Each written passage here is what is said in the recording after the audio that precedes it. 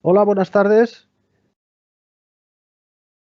Buenas tardes, bienvenidos todos a una nueva edición del Aula Francisco Morán de la Asociación Meteorológica Española.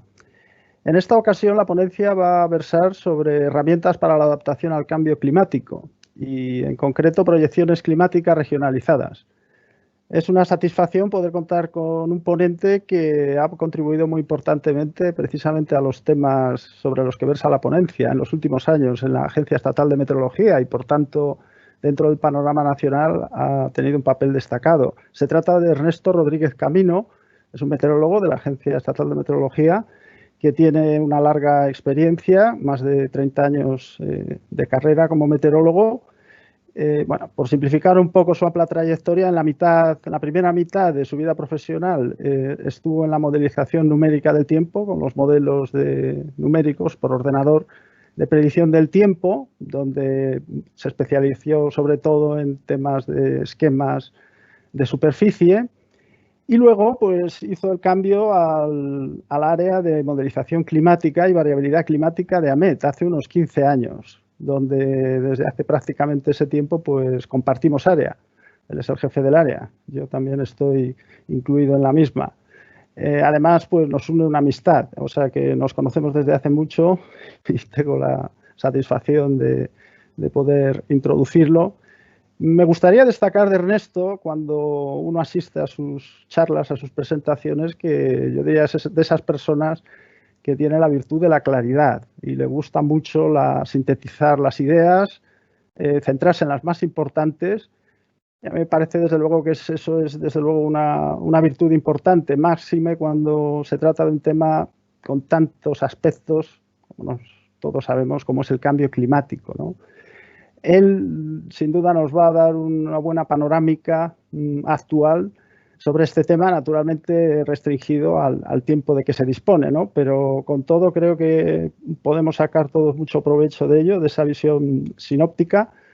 Ernesto es una persona, quiero comentar como una anécdota personal, yo diría, para mí encarna un poco la persona, como se dice en inglés, el no-nonsense man. A él no le gustan mucho las especulaciones y las divagaciones y enseguida en las discusiones o debates que he participado con él, pues le gusta siempre centrarse en lo esencial y en los aspectos de mayor aplicación. O sea que es un enfoque muy pragmático y nos va a venir, como digo, va a ser muy enriquecedor. Me gustaría ya para terminar, antes de darle paso a él, recordar a todos los que estén conectados que pueden, y así les animamos desde la Asociación Meteorológica Española, que pueden formular preguntas, incluso sugerencias o comentarios a través del chat. Y entonces luego, cuando termine Ernesto, pues daremos paso a las mismas y espero que podamos tener pues también quizá ahí un debate o por lo menos un intercambio de ideas y ampliación enriquecedor. Bueno, y por mi parte, sin más, agradecer, eso sí, también me gusta agradecer a todos los que están en el soporte operativo de la AME facilitando estas charlas. Hoy de nuevo contamos a los mandos del sector de producción de Fernando Aguado, pero hay más gente involucrada. Creo que hay que mencionarlos a todos y por mi parte, sin más, si producción lo tiene bien, pues le paso el control para que comience Ernesto.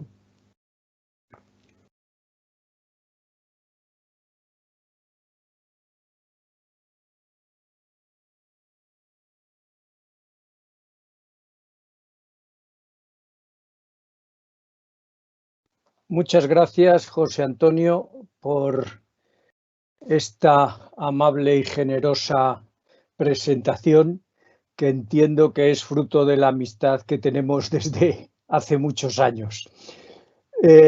Yo voy a hablar de un tema que realmente está el debate en la calle. Es el cambio climático y una serie de herramientas. Voy a empezar a compartir pantalla, a ver si la vemos aquí.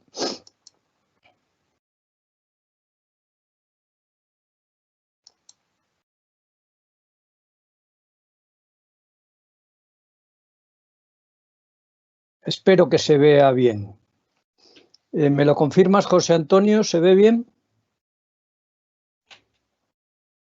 Muy bien, pues decía que vamos a hablar sobre un aspecto del cambio climático que son herramientas para la adaptación al cambio climático.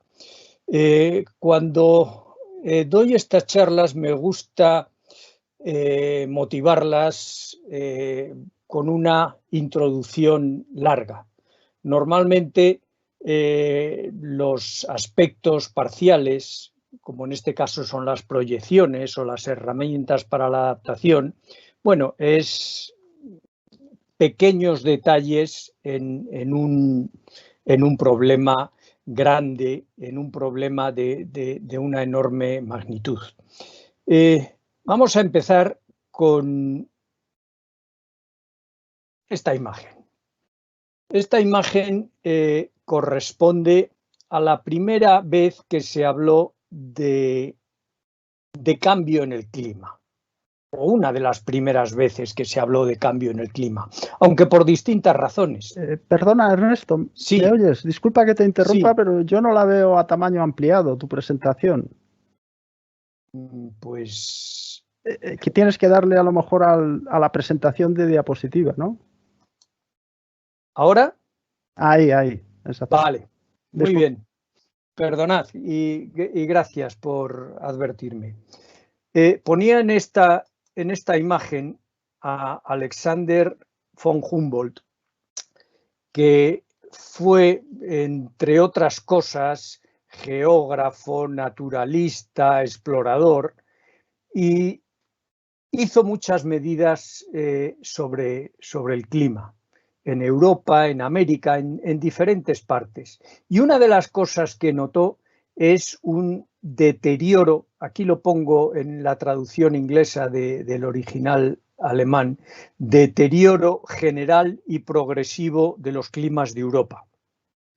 Esto era algo relativamente nuevo. Entonces, el clima era algo bastante cambiante, digamos, como promedio de situaciones meteorológicas. Era algo que no se apreciaba, al menos en el transcurso de una vida que cambiase. Y él notaba que se apreciaba este deterioro en el clima.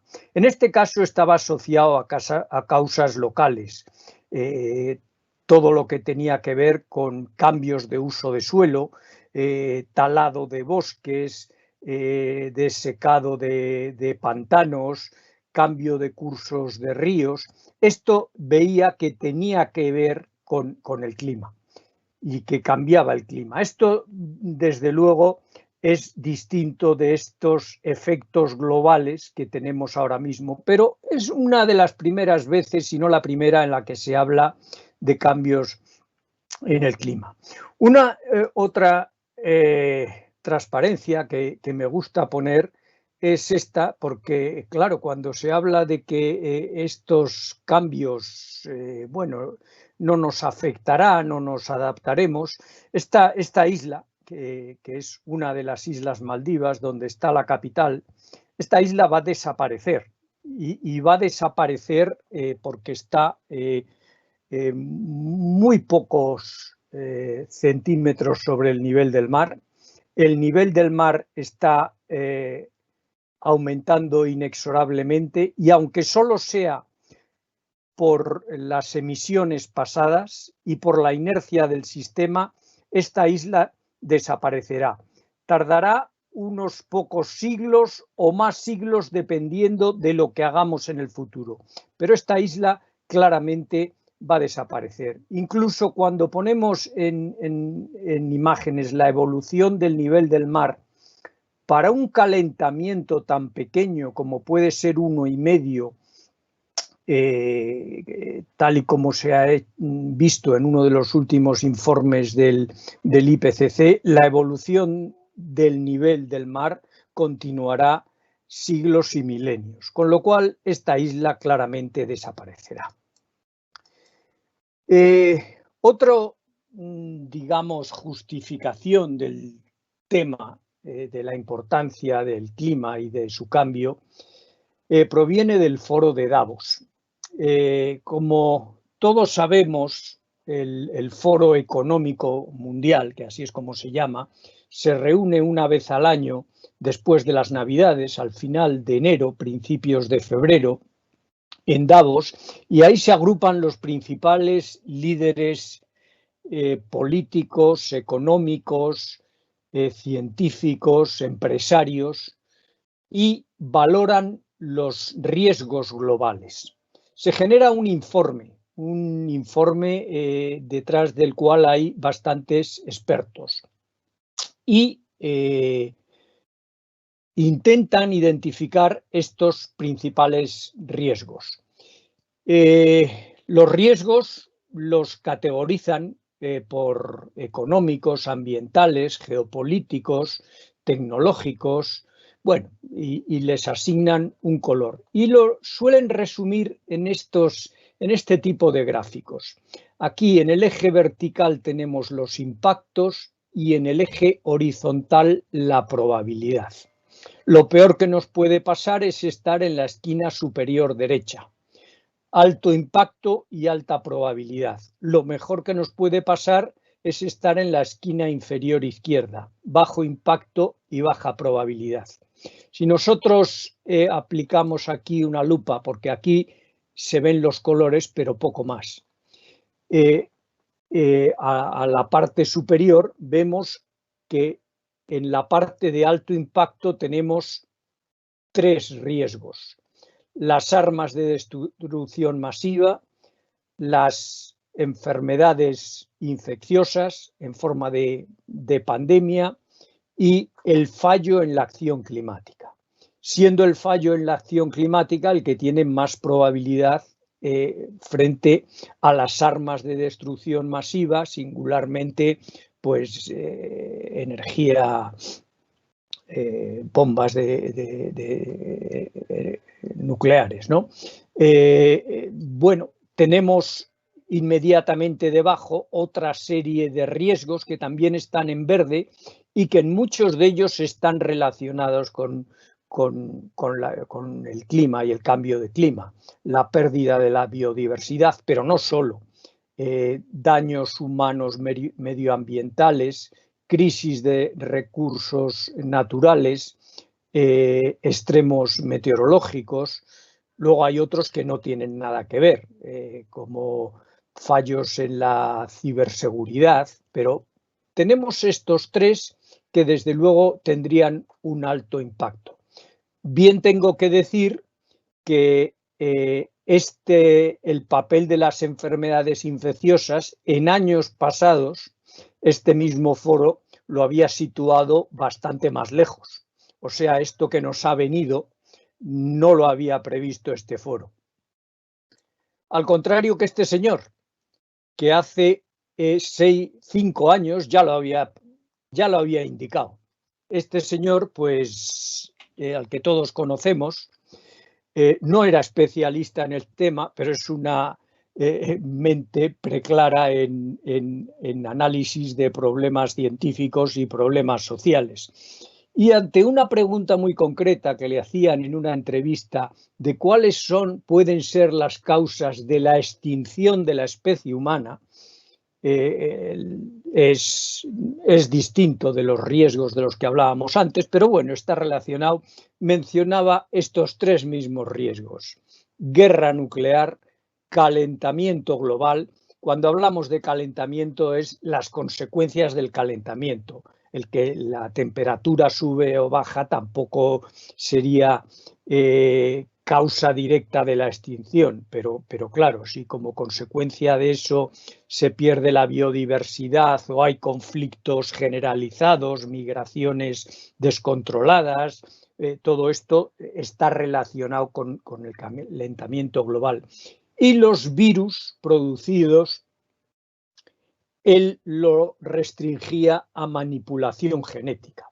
Podrían ser manipulación genética o no manipulación genética. Pero bueno, estas mismas 3 ideas están detrás de todos los expertos del foro de Davos. Antes de seguir, vamos a decir unas palabras de cómo funciona el IPCC, que acaba generando unos informes que son la referencia obligada en todos estos temas. Dada la importancia del tema, las Naciones Unidas, a través de dos agencias especializadas, la Organización Meteorológica Mundial y el Programa de Naciones Unidas para el Medio Ambiente, creó el IPCC, el Panel Intergubernamental o Grupo de Expertos Intergubernamental de Cambio Climático. Este órgano se encarga de generar información relevante sobre el tema. Tiene una estructura que básicamente tiene tres grupos de trabajo, aparte de otras partes más o menos administrativas. Pero hay tres grupos de trabajo, uno que se centra en las bases físicas del clima, otro, el 2, que trata sobre impactos, adaptación. La adaptación va a ser de lo que principalmente hablemos hoy. Y otro que habla de la mitigación del cambio climático en el sentido de reducir las causas, reducir las emisiones de gases de efecto invernadero. El IPCC elabora unos informes que proporcionan la base científica a los gobiernos y a las negociaciones internacionales para adoptar medidas y políticas relacionadas con el clima. Ha habido hasta ahora 5 informes que se presentan con una periodicidad de 6-7 años. El próximo informe, el 6º, el del Grupo 1, aparecerá a finales de julio de este año. O sea que en un par de meses, 3 meses, tendremos noticias recientes sobre el IPCC. Se está revisando ahora los informes. Estos no son revolucionarios. O sea, lo que dice el 6º informe, que yo ya he podido echarle un pequeño vistazo, no es sustancialmente de lo que dice el 5º y lo que dice el 4º. Suelen afinar un poquito más, pues con más medidas, más simulaciones, pero no podemos esperar que nos cuenten cosas que contradigan los anteriores. Los informes pretenden no determinar ninguna decisión política. Intentan ser neutros en cuanto a la presentación de resultados. Estos informes, como digo, sirven de apoyo y referencia a las negociaciones de la Convención Marco de Naciones Unidas para el Cambio Climático. Estos informes siguen un proceso largo hasta que se generan. Lo primero que se genera es un índice de contenido de los informes y ese índice lo escriben fundamentalmente los gobiernos. Los gobiernos quieren saber cosas y ponen el índice. No se trata de que los científicos escriban de lo que quieran. Tienen que atenerse a ese índice que le ponen los gobiernos. Una vez aprobado este índice, se nominan autores, se seleccionan autores, los autores empiezan a escribir, hay diferentes revisiones de expertos, de gobiernos y de expertos de gobiernos. Bueno, es un ciclo bastante largo. Ahora estamos en el paso final, donde lo tienen que aprobar un plenario con expertos designados por los gobiernos. Es muy importante decir que el IPCC no genera investigación propia. Es un compendio estructurado de la información disponible en artículos científicos y en informes científicos. El IPCC evalúa y compendia, estructura la información disponible.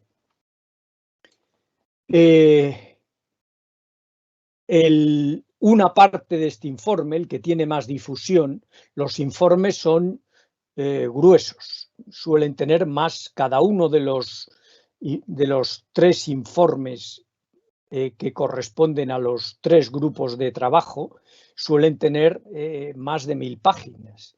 Y se hace un resumen para políticos que suele tener 40-50 páginas. Este resumen para políticos se negocia hasta la extenuación y se negocia línea por línea, palabra por palabra.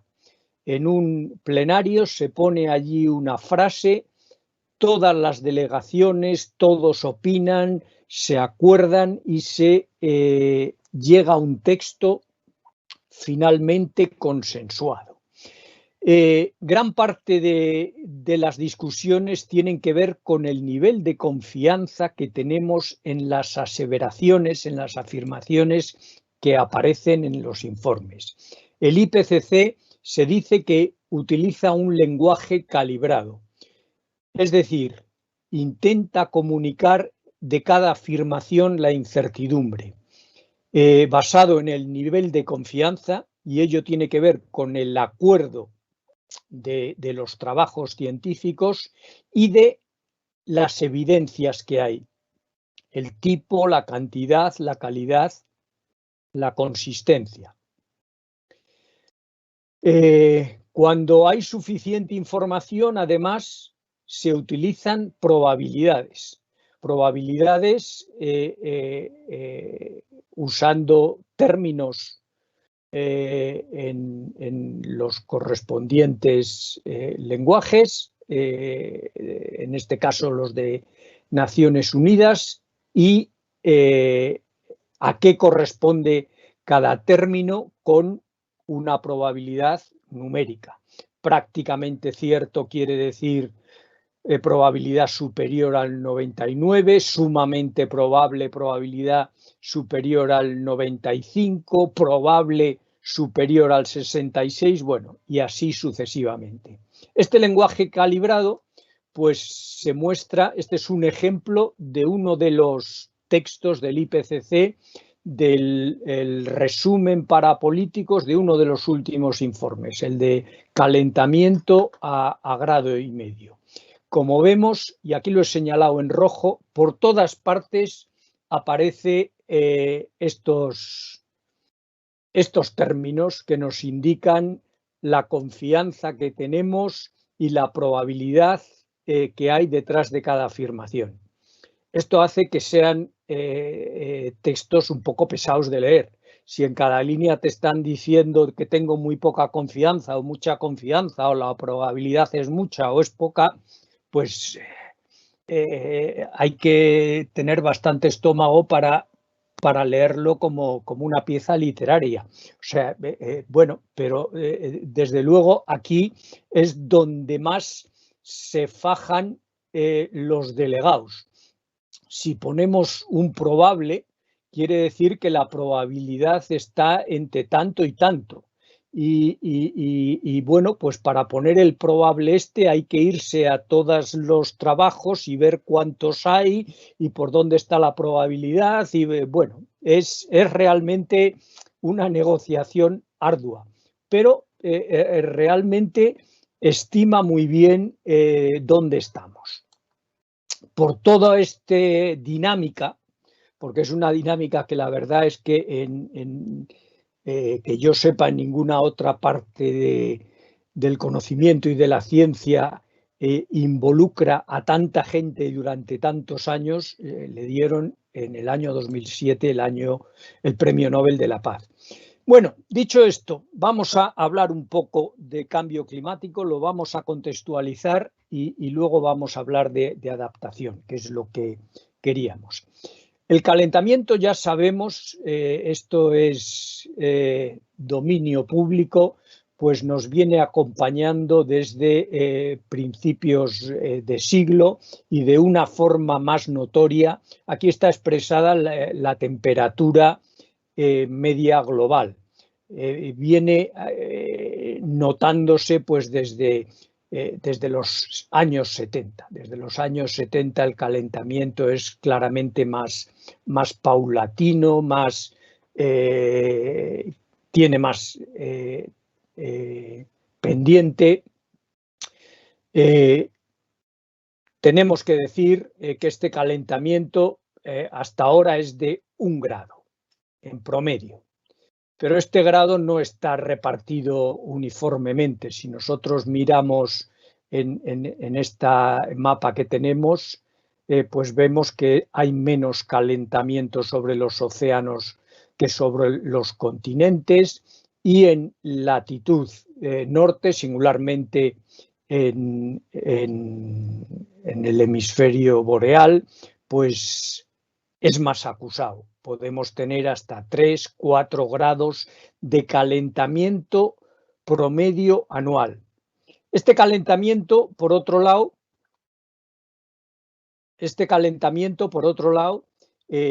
tampoco es uniforme en el tiempo.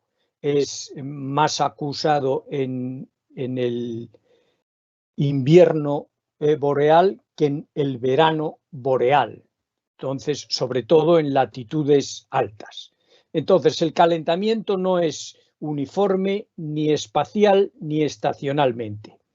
Si nos vamos a los últimos años, pues vemos que los últimos 6 años prácticamente han sido, y sin prácticamente, han sido los 6 años más cálidos desde que hay registros. Este último año ha sido el segundo más cálido desde que hay registros. Si miramos en un contexto largo paleoclimático de 70 millones de años, aquí 60 es más o menos la época de los dinosaurios, vemos que la Tierra ha sufrido fundamentalmente enfriamiento. Y en el último millón de años, pues ha tenido grandes variaciones. La Tierra ha cambiado mucho en estos millones de años. Aquí tenemos cuando se formó la plataforma de hielo en la Antártida, el istmo de Panamá, la colisión entre India y Asia. Tenemos que ver esto en el contexto de la evolución de la Tierra. Me gusta también poner mucho esta transparencia donde se ve cómo evolucionan las placas. Esto se refiere a 1000 millones de años, pero aquí si vemos el baile de las placas y lo que ha cambiado la Tierra. Difícilmente podemos comparar la Tierra actual con cómo estaba la Tierra hace millones de años, cuando la distribución de los continentes era otra. Si nos restringimos al último 100 millones de años, pues desde que había un único continente, Pangea, hasta que este se dividió. Y, por ejemplo, miramos aquí cómo tenemos la India como parte prácticamente del polo sur, y se encastra en el continente asiático. Bueno, en este cambio tan grande de la Tierra, muchas veces hacer comparaciones con lo que pasó hace muchos millones de años no parece muy razonable. Vamos a volver al esquema anterior, pero prestando más atención. Aquí tenemos los últimos 60 millones de años. Aquí están ampliados el último millón de años, y tenemos aquí estas grandes oscilaciones que corresponden a las glaciaciones. Hace 20.000 años aproximadamente salimos de la última glaciación, y desde hace 12.000 millones de años, perdón, 12.000 años, no, aquí ya estamos hablando de miles de años, estos son 20.000 años, 12.000 años, estamos en el periodo Holoceno, donde la temperatura ha sido más o menos estable. Tenemos que ver estas variaciones y ponerlas en contexto con estas variaciones, que son las que se espera para 2050 y 2100, que son prácticamente de órdenes de magnitud similares a estas otras, por ejemplo, en la época de las glaciaciones, solo que estas están en escalas mucho más pequeñas de tiempo. Este cambio en el clima, y esto es singular de este cambio que hemos provocado nosotros, se ve en decenios o en pocos siglos, en un siglo. Y estos cambios son cambios en escalas geológicas. Las glaciaciones inicialmente fueron propuestas y descubiertas analizando datos en valles alpinos y en otras zonas a mediados del siglo XIX por Louis Agassiz, suizo. Se sabe y se propuso por el científico serbio Milanković que están relacionadas con los movimientos orbitales de la Tierra alrededor del Sol, los 3 movimientos orbitales que tiene, de excentricidad, de inclinación de los ejes y precesión de los equinoccios. Esto da lugar a variaciones en la radiación que llega sobre todo al hemisferio norte y produce cambios en la radiación que dan lugar a cambios en temperatura. Estos son están representados aquí en verde en diferentes zonas. Esto es en el trópico o en la Antártida, y además cambios acoplados del CO2, aproximadamente acoplados, y cambios aproximadamente acoplados en el nivel del mar. Bueno, ¿qué podemos decir de los últimos? ¿Cómo reconstruimos los climas pasados? Pues los climas pasados depende de cómo de pasados. Las medidas sistemáticas pues datan de mediados del siglo XIX, con el nacimiento de los servicios meteorológicos. Pero antes podemos recurrir pues a información indirecta, datos proxy. Podemos ver imágenes, como esto es un cuadro de mediados del siglo XVI, donde este canal ahora mismo no está helado y no se recuerda que haya estado helado.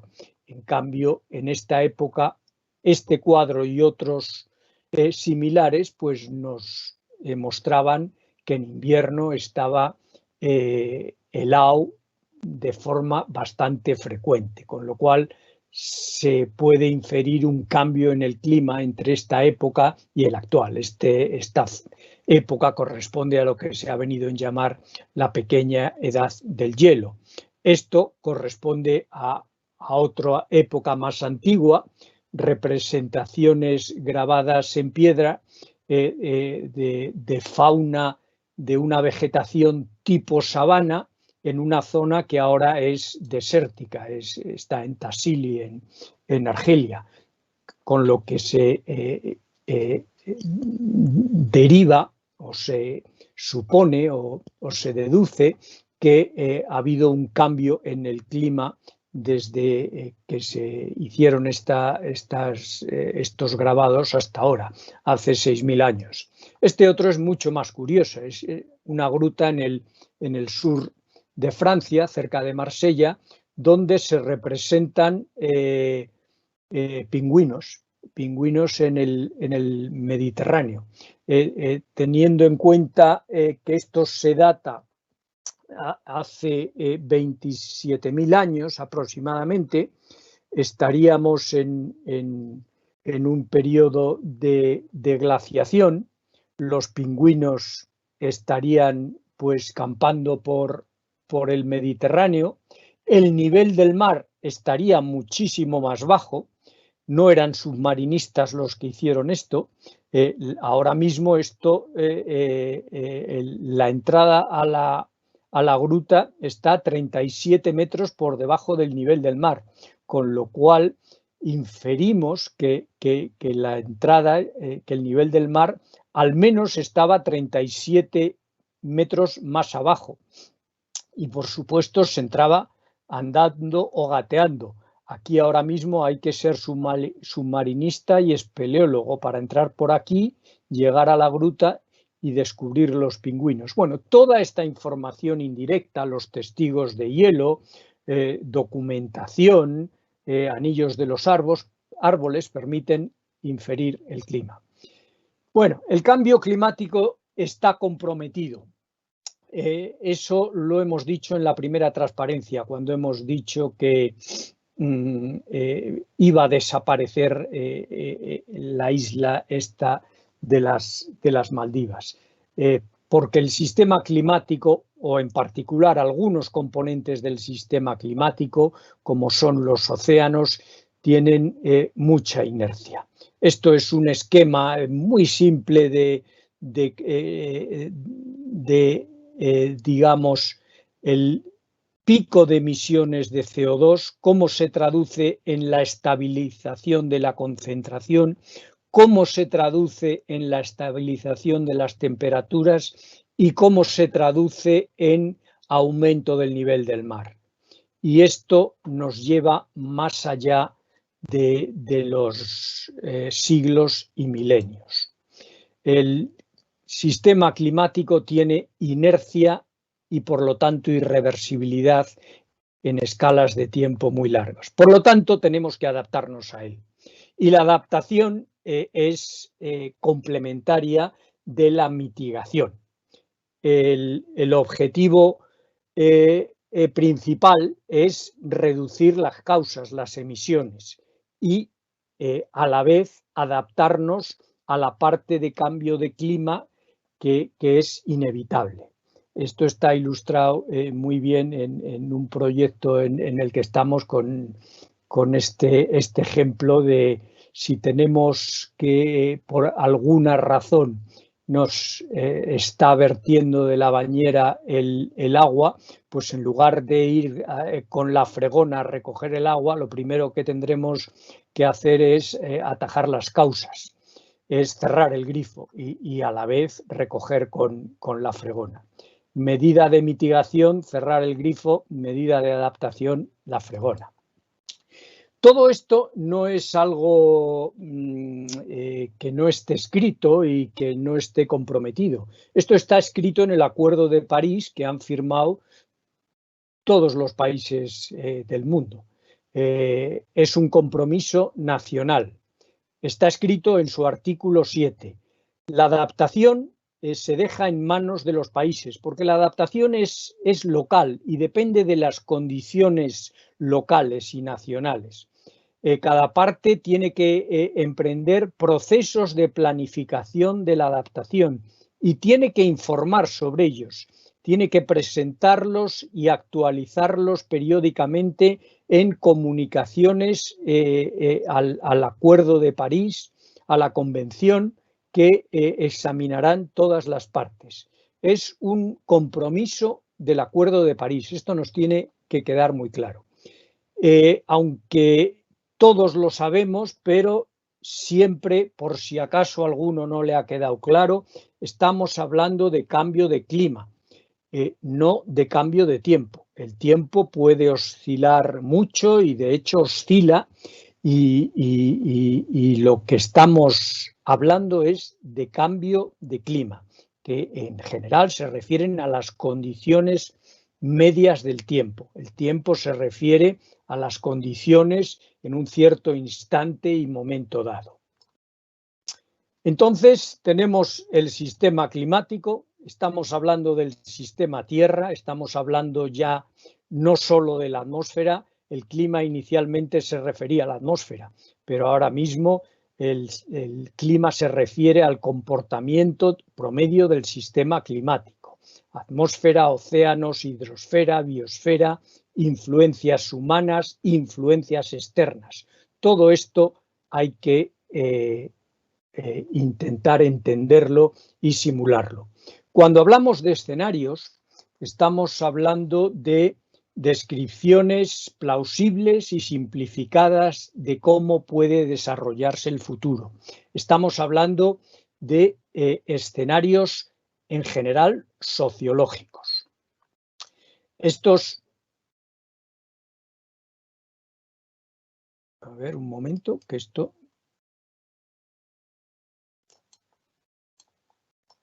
Ahí.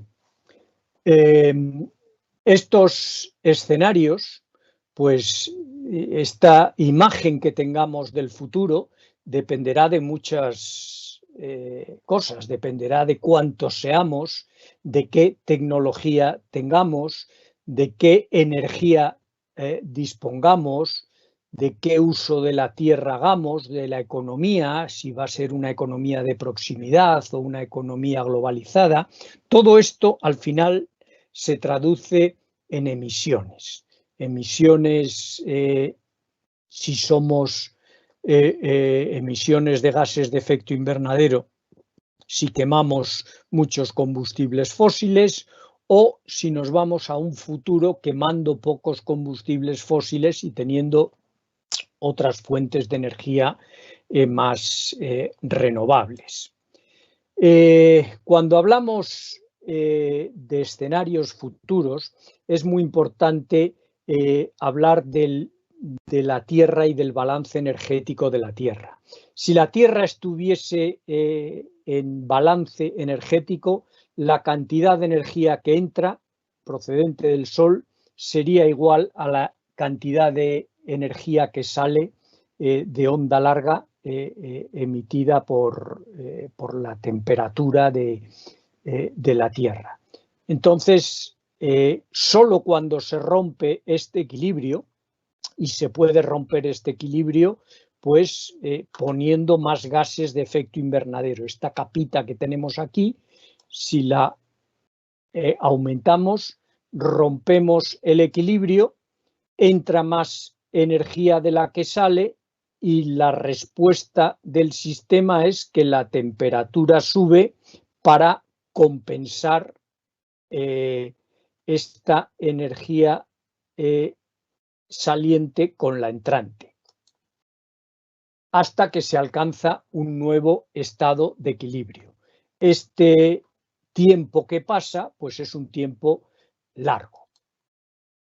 Cuando hablamos de forzamiento radiativo, estamos hablando de la diferencia entre la energía que entra y la que sale.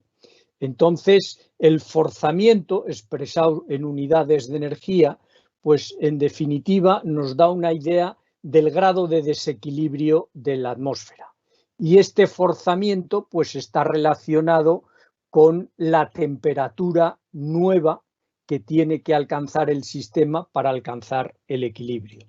Entonces, cuando hablamos de escenarios de emisión, los expresamos en términos de forzamiento. Sin entrar en detalles, RCP 2,6 quiere decir un desequilibrio de 2,6 vatios metro cuadrado a final de este siglo. Y RCP 8,5 quiere decir un desequilibrio de 8,5 vatios metro cuadrado. Mayor desequilibrio, mayor cambio de temperatura. Esto se puede traducir también en unidades de CO2. Mayor CO2 o CO2 equivalente, que incluye también a los otros gases, está asociado a mayor desequilibrio. La siguiente herramienta que necesitamos, pues, para manejar toda esta información son modelos climáticos, herramientas para estudiar el clima. Estos modelos climáticos, pues básicamente lo que hacen es resolver los principios físicos, las ecuaciones de los diferentes componentes, las ecuaciones de Navier-Stokes de los fluidos para la atmósfera y los océanos, y otras ecuaciones, pues medios sólidos, pues para el hielo, y otras que tienen en cuenta procesos biológicos, procesos químicos. Esto se discretiza y se resuelve con ayuda de códigos realmente inmensos. Bueno, los modelos climáticos se basan en leyes físicas, son capaces de representar los climas pasados y presentes, Cuando se restringen al componente atmosférico, son la base de la predicción meteorológica operativa y además permiten investigar los procesos que gobiernan el sistema climático. Podemos hacer experimentos muy sencillos con los modelos y estudiar las causas en lo que se denomina estudios de atribución. Bueno, tenemos que distinguir las predicciones de las proyecciones. Las predicciones climáticas es cuando partimos de condiciones iniciales realistas. Lo que normalmente estamos aquí hablando son proyecciones, donde no nos planteamos condiciones iniciales realistas, empezamos las integraciones, las simulaciones muy atrás y lo que queremos es estar en equilibrio con las condiciones de contorno. Las condiciones de contorno, que en nuestro caso fundamentalmente son los gases de efecto invernadero que añadimos a la atmósfera, también naturales como la radiación solar o el vulcanismo, pues son las que determinan la evolución. Predicción se refiere, por ejemplo, a una predicción estacional anual. Proyección se refiere a una proyección de cambio climático a final de siglo. Un código para la componente atmosférica, si nosotros lo imprimimos y lo encuadernamos, este es el código correspondiente al centro europeo, pues ocuparía aproximadamente esto que tenemos aquí. Esto para darnos una idea de lo complejo que son los modelos climáticos. Esta es la parte atmosférica solo. Además, la naturaleza caótica del sistema climático hace que la evolución dependa al revés. El hecho de que la evolución dependa fuertemente de las condiciones iniciales da lugar a un comportamiento caótico. Y para ello, y para estudiar estos atractores que tenemos, pues necesitamos múltiples realizaciones. En definitiva, esto, por ejemplo, lo vemos cuando nos presentan imágenes de dónde puede aterrizar un ciclón tropical. Tenemos muchas realizaciones y todas estas realizaciones nos da una variedad de posibles puntos en los que podría aterrizar, tomar tierra un huracán. En definitiva, tenemos muchas realizaciones del sistema climático que nos dan idea de las incertidumbres que tenemos. Cuando hablamos de proyecciones estamos hablando de muchas, cientos de realizaciones que nos permiten estimar toda esta colección de incertidumbres que tenemos. Algunas las hemos mencionado ya. Los escenarios de emisión. No sabemos cómo va a ser el futuro, con lo cual planteamos varias alternativas. Las condiciones iniciales, los modelos globales, las técnicas de regionalización y el peso mayor o menor de unas fuentes de incertidumbre depende del alcance que tengamos en las simulaciones. Aquí, por ejemplo, si solo tenemos en cuenta las condiciones iniciales, tendremos esta incertidumbre. Si además hacemos unas simulaciones con varios modelos, tenemos esta incertidumbre. Y si además incluimos varios escenarios de emisión, vemos cómo se nos va abriendo el abanico de posibilidades. Una limitación de los modelos para su aplicación en adaptación es la insuficiente resolución temporal. Bueno, ¿qué podemos hacer? Pues aumentar la resolución. Esto no es práctico porque normalmente siempre llegamos al límite del ordenador más potente que tengamos. Otra alternativa es estirar los puntos de rejilla, es decir, concentrarlos en las zonas que más nos interesa. Por ejemplo, si nos interesa sobre Europa, los concentramos por aquí y sobre las antípodas ponemos menos puntos de rejilla. Esto es poco práctico y se ha demostrado un ejercicio muy académico, porque las parametrizaciones de los procesos subrejilla dependen de la resolución que tengamos. Entonces tendríamos que tener parametrizaciones dependientes de la resolución, que en muchos casos no es así.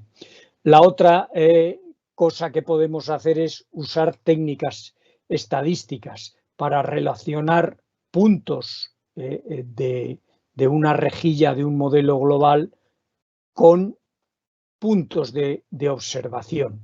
Esto es lo que se denomina técnicas estadísticas. Y por último, técnicas dinámicas, que consisten en anidar un modelo de mayor resolución en otro de menor, en otro global, y tener más detalle en la zona que nos interesa.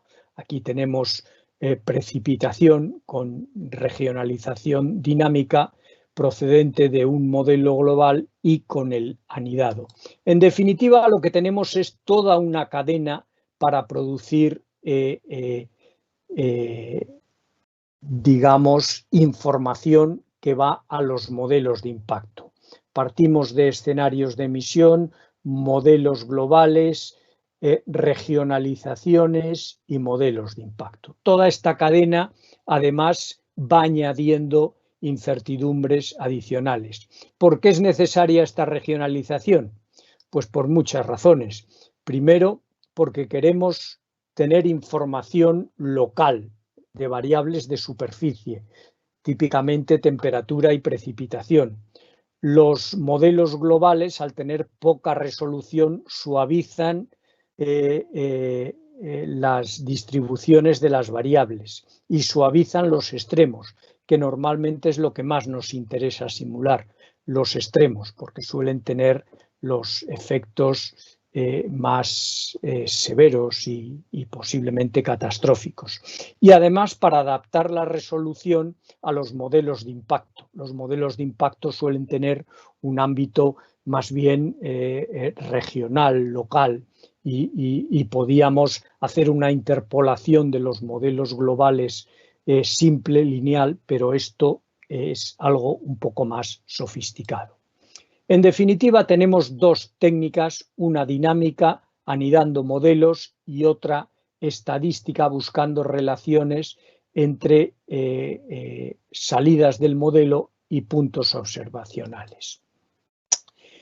En este proyecto en el que ha participado AEMET, se ha desarrollado una herramienta y se ha mejorado una herramienta que es el visor Adapteca. Tenemos dos formas de difundir la información. Una son repositorios, y este repositorio está en la página web de AEMET.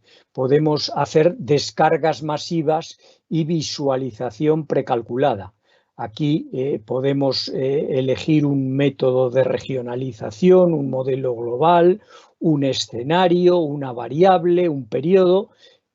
Pinchamos y nos plantea qué información hay y nos descargamos unos ficheros muy grandes con información diaria, y nosotros pues trabajamos sobre ellos y generamos, y en la página ya están generadas, pues información como esta, que corresponde a la provincia de Madrid, promediado para la provincia de Madrid o para la Comunidad de Madrid. Y podemos tener, y esta es otra herramienta, un visor. Un visor nos permite explorar y hacer descarga filtrada. Aquí tenemos muchas opciones. Podemos de forma interactiva pues explorar variables, escenarios, zonas determinadas, zonas que me interesan a mí, épocas en el futuro. Podemos definir épocas del año, el año completo, una estación, un mes en particular. Esto es absolutamente interactivo y amigable. es ideal para explorar qué es lo que va a pasar con el clima con información regionalizada. Es muy importante que tengamos en cuenta que estas son salidas de modelos globales, pero regionalizadas con las técnicas que he dicho antes. Aquí podemos seleccionar variables e indicadores, la duración máxima de las olas de calor. Pues ahora, ¿cuánto es una duración máxima de una hora de calor en España o en una zona de España o en un parque nacional? Bueno, pues lo podemos comparar con lo que puede ser dentro de 50 o de 100 años según distintos escenarios de emisión. No sé, precipitación máxima en 24 horas, número máximo de días consecutivos con precipitación por encima o por debajo de un cierto umbral. Todo esto lo podemos obtener con una herramienta como esta. Podemos seleccionar en este caso una cuenca hidrográfica, la cuenca del Duero. Esto lo hicimos también para los Pirineos en un proyecto europeo con Francia. Y aquí partimos y aplicamos métodos estadísticos, pero aplicados sobre una rejilla observacional. Como no había muchos datos, a pesar de que pusimos todos los datos que teníamos todos encima de la mesa, partimos de una rejilla observacional. Este es otro ejemplo de otro portal que también se puede visitar. También lo hemos hecho a imagen del que se desarrolló en España para Centroamérica, conjuntamente con 6 países centroamericanos.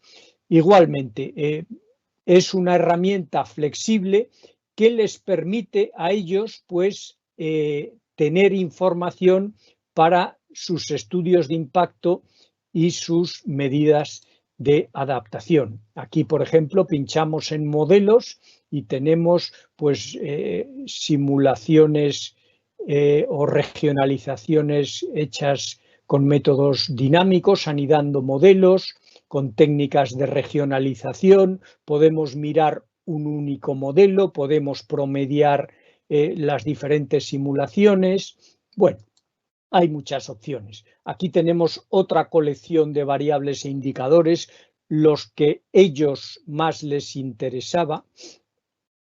Escenarios, lo mismo, podemos irnos a departamentos y ver qué pasa en un departamento en lugar de en un determinado país, o podemos definir un área que nos interese. Finalmente, cuando usamos estas herramientas, ¿qué recomendaciones o buenas prácticas hay que hacer? En primer lugar, hay que explorar incertidumbres. Nunca podemos quedarnos con una única realización obtenida con un único modelo, con una única regionalización o con un único escenario de emisión. Tenemos muchas incertidumbres y tenemos que explorarlas todas. Los datos que se generan aquí son datos diarios, pero como hemos insistido, se trata de clima. No tiene sentido que comparemos el año 2010 con el año 2090. Se trata de comparar el clima alrededor del año 2010 con el clima alrededor del año 2090 o 2080. Se trata de comparar clima con clima. Esto es un mal uso bastante generalizado. Cuando tú proporcionas datos diarios, la tentación de irte a ver qué pasa un año, un mes o un día determinado es muy grande. Siempre hay que hacer un uso climático. No se trata de ver la ropa que nos ponemos hoy, sino la ropa en promedio que tenemos en el armario. La ropa que tenemos en el armario, el promedio de ropa nos da el clima, y las que nos ponemos hoy nos da el tiempo de hoy. Expresar en forma probabilística. Tenemos muchas simulaciones, entonces tenemos que usar términos probabilísticos, percentiles, rangos, distribuciones de probabilidad, representado aquí con el juego del pinball. No se trata de ver dónde va una bola, sino dónde va la distribución de las bolas. Lo que nos interesa es esta distribución de las bolas. La distribución de probabilidad en el pinball, en el clima sin perturbar, y en el pinball perturbado, el clima perturbado, que nos cambia la distribución de probabilidad. Pero lo que queremos ver es la distribución de las bolas, no el destino de una bola individual. Corrección de sesgos. Los modelos tienen su propia climatología, que no coincide con la climatología real, por lo cual es conveniente expresar las proyecciones respecto a una referencia generada con el mismo modelo y no una referencia real. De esta forma eliminamos los sesgos, o si no los corregimos de otra forma. Pero tenemos que tener en cuenta los sesgos y su eliminación. Tenemos que también y es conveniente evaluar y seleccionar modelos globales. Algunos puede que en nuestra zona tengan comportamientos claramente anómalos. Eso lo hicimos en tiempos, haciendo diferentes aproximaciones. ¿En qué fijarse para evaluar un modelo global?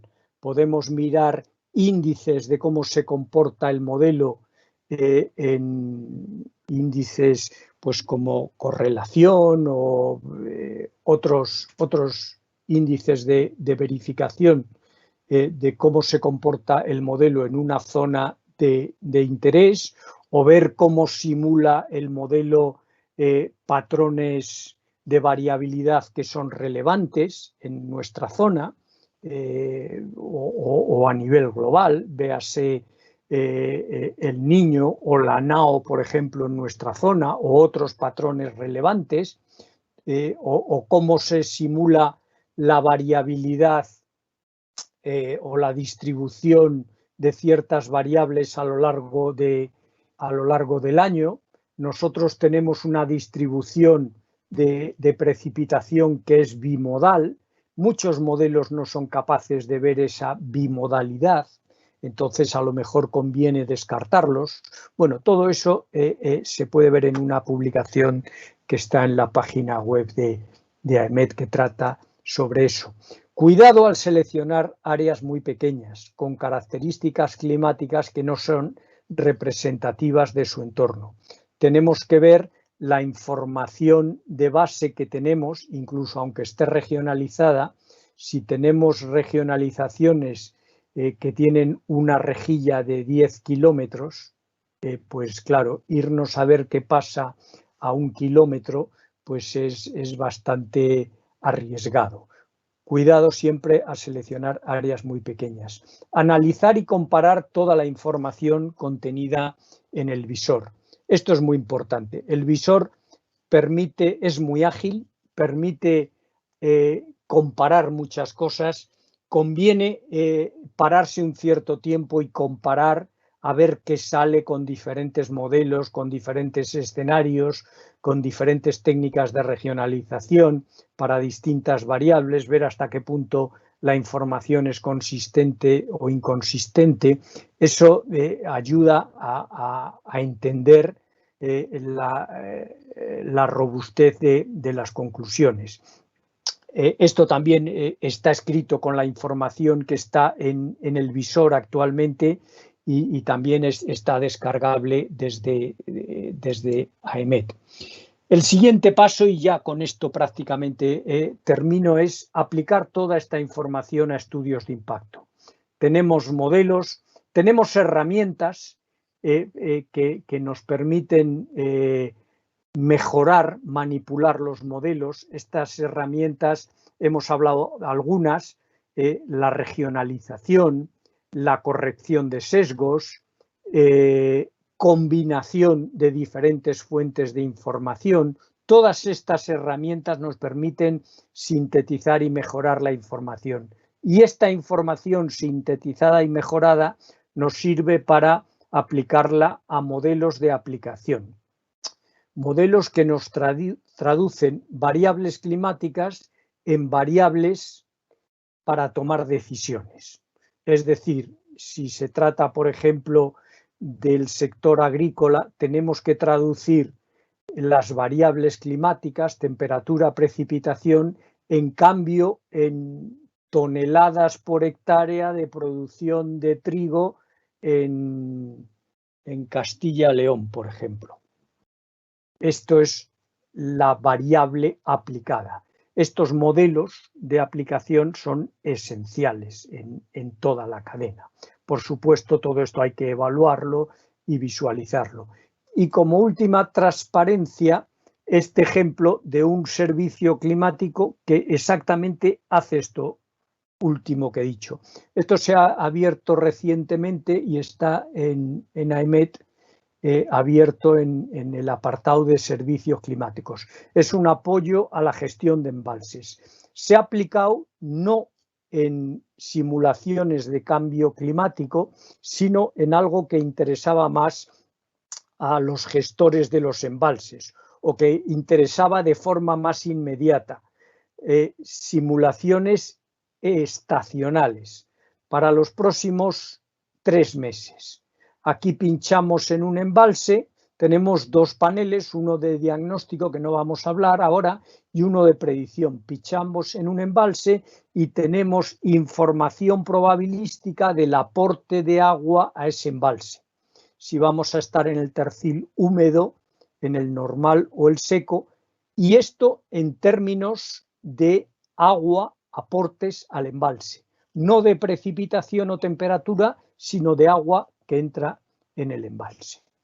Y con esto, estas consideraciones que he puesto aquí, que ya me las salto porque las he insistido varias veces, nos permiten recordar el uso y las buenas prácticas que debemos hacer cuando utilizamos estas herramientas. Yo recomiendo a todos los que me están oyendo pues que se vayan a esas herramientas y que las exploren y las utilicen, porque ayudan realmente a comprender y sobre todo a utilizar las proyecciones regionalizadas en diferentes sectores de impacto.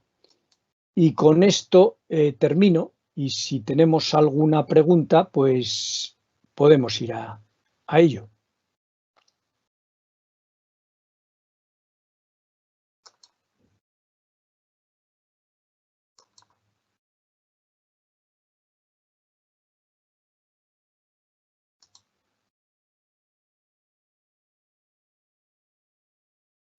José Antonio, ¿hay ¿Sí? Hola. Sí.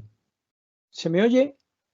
Sí, a ti sí, tú me... Sí, a ti también. Ah, vale, es que no veía, perdón, no veía la señal del directo. Sí, pasamos a las preguntas entonces y por lo que veo aquí hay una. Alejandro Lomas pregunta, ¿el lenguaje calibrado no es una parodia del método científico? Una pregunta que esconde evidentemente una crítica o un comentario crítico respecto del lenguaje calibrado, ¿no? Que comentaste, ¿no? El lenguaje en términos probabilísticos y todo eso. El método científico realmente está en los artículos de base, pero si nosotros tenemos artículos que son contradictorios, pues tenemos que expresar de alguna forma que no tenemos una cierta seguridad en una afirmación y para eso está el lenguaje calibrado.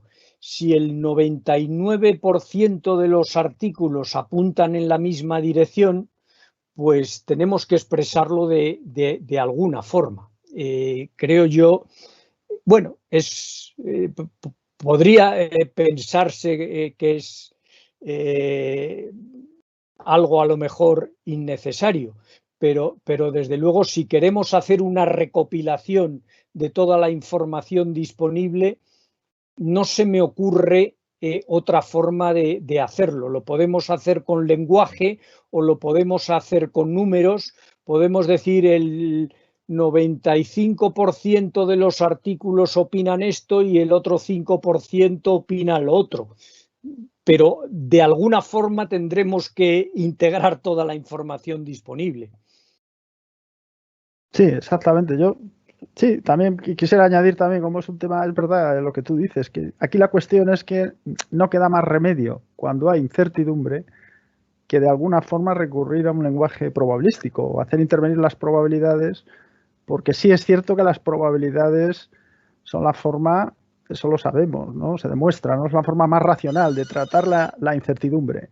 Entonces eso es así. Ahora, otra cuestión es que sería deseable efectivamente que tuviéramos experimentos decisivos y definitivos que nos permitieran un sí o un no. Eso, las dos cosas son ciertas. Claro, pero si damos por bueno los artículos que dicen una cosa y lo contrario, y se dan por buenos porque han pasado todos los filtros, pues tendremos que tirar de lenguaje calibrado, de probabilidades. Exactamente, exactamente. Es un tema de... Exactamente, estoy completamente de acuerdo. De todas formas, no sé qué os parece, aprovecho aquí que está, aunque estemos en directo, como estamos en familia, sí. Este es un tema bien interesante, discutir de estas cuestiones del lenguaje probabilístico en el clima y quizá podríamos también pensar en algún tipo de coloquio, de tertulia en un futuro, porque desde luego da para mucho y podríamos debatir y es un tema inagotable, yo diría. Sí, lo malo es cuando en el lenguaje calibrado se caen estos términos y se caen solos, ¡plim! Y nos quedamos con afirmaciones categóricas. Exacto, exacto. Claro, entonces ya las matizaciones han desaparecido y lo que suele aparecer en los medios de comunicación, muchas veces por inmediatez, por simplificar el mensaje, son afirmaciones categóricas. Y bueno, pues a mí eso ya me parece más grave. Sí, exactamente, exactamente. Exacto. Completamente de acuerdo en ese sentido. Veo por aquí otra pregunta. ¿Para cuándo las predicciones decenales operativas? A ver, mójate. Bueno, ya están. Están en fase experimental y hay un servidor que está recopilado por la Met Office británica donde todos los años se actualizan predicciones decenales, estamos hablando de decadales, de 10 años, ¿no? Supongo. Supongo, sí. Sí. Porque puede ser una decena de días, una decena de meses o supongo que se referirá... Hay cierta confusión, pero será eso, sí. Será decadales, de 10 años, 20 años. Entonces, esas están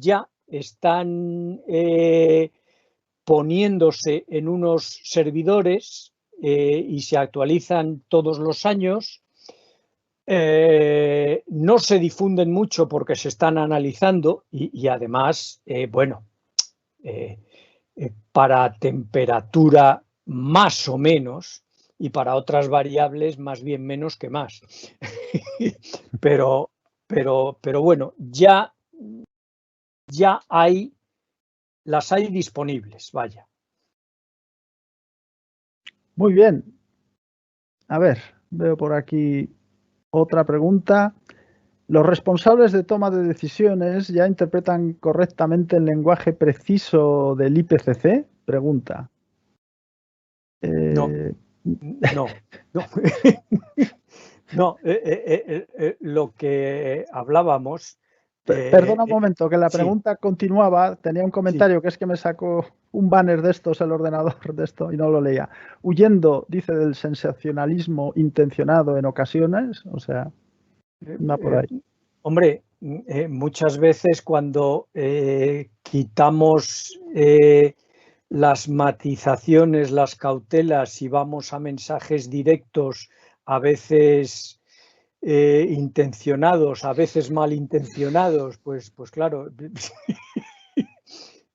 claro, acabamos tergiversando el mensaje, claro, está claro. Yo diría quizá, ¿no? En términos físicos, como somos muchos, es un tema de resolución también del mensaje, ¿no? Pasa como cuando uno ve con un telescopio con mayor o menor aproximación. digamos que si uno parte de que el mensaje del IPCC, dando por bueno la objetividad, pues sería lo más preciso, incluyendo una valoración probabilística, o al menos, bueno, puede haber críticas también respecto del IPCC y las hay, pero bueno, partamos de esa hipótesis. Pero luego, claro, a medida, ¿no?, que uno desciende, pues la cadena de los mensajes, ya el resumen para políticos, como tú mencionaste, ya es un condensado, que solo por el tamaño se ve lo condensado que está. Por supuesto. Si vamos 40 frente a 1000, es un 4%, ya solo en tamaño, ¿no? Claro, claro. Y de ahí seguimos, porque luego encima el mensaje muchas veces, pues ante noticias, sobre todo de sucesos extremos, que es un tema que hemos comentado muchas veces, ¿no? Si hay presión mediática, hay urgencia, hay alarma social, pues claro, todo eso lleva a una simplificación y una pérdida efectivamente. De hecho, nosotros tenemos que hacer y hacemos otro resumen por encima del resumen para políticos. Otro resumen para políticos españoles, en el que la parte del lenguaje calibrado que es muy, muy seguro, pues ya directamente la quitamos, porque si no es que tampoco se lee. En cualquier caso, esto es lo mismo. A los que nos han hecho una entrevista para los medios de comunicación, cuando editan, yo siempre me doy cuenta de que haces una afirmación y luego intentas explicarla y matizarla. La explicación y la calibración ahí entran con las tijeras y se acabó. O sea, eso es.